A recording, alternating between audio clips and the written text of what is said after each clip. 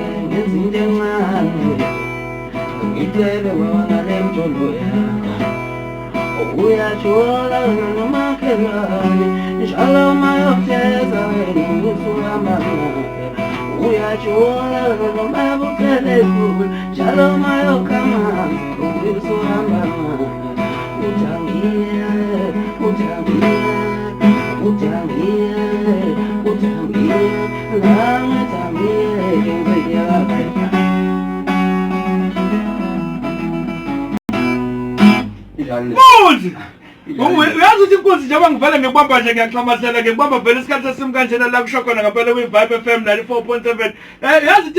ngithanda ukuthi njengoba ngithi ngiyakuhenga.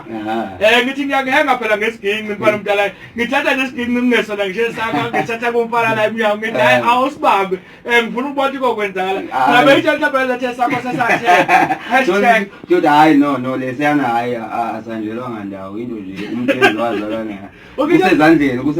akukho isigingqi noma ngathatha noma isiphi nje singakana noma siphi vese kale kanje noma ngabe kuthiwa isiphi nje vese hayi ngivumileke namhlanje yabona kuvume mina mangabe ngibona yabona umuntu mangabe kuthiwa uyakwazi ukushaya ngenduku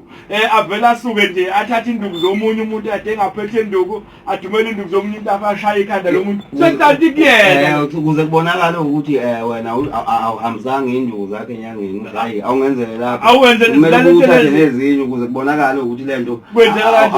awuyenzi ngamlingo yini into ezenzakalayo naqo so manje wena ukuthatha isiginqi nje manje ohlangana naso nje noma isiphi ukukhomba uyabona ngisiphethe nje ngixoxela nawe lapha la senjalo namanje akashithi lo hayi akashithi akubuhlungu ndawo hayi akubuhlungu ndawo ya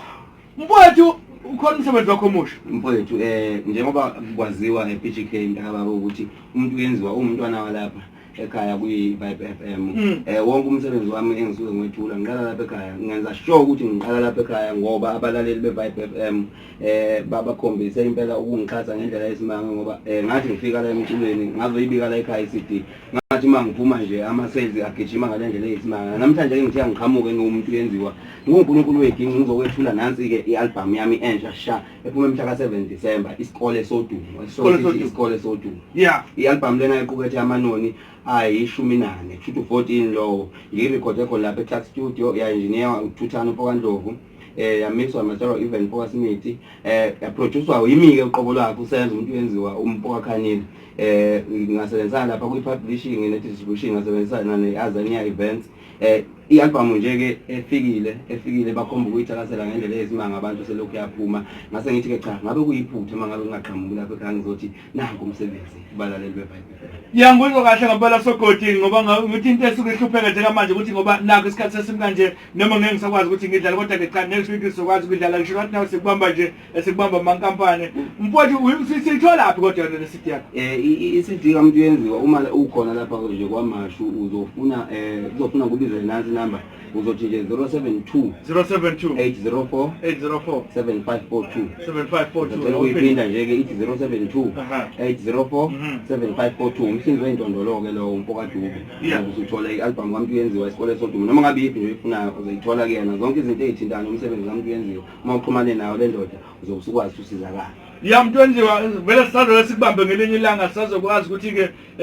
sikwazi ukuthi sibe nawe kahle ne-interview nawe ephelele ngale CD yakho lena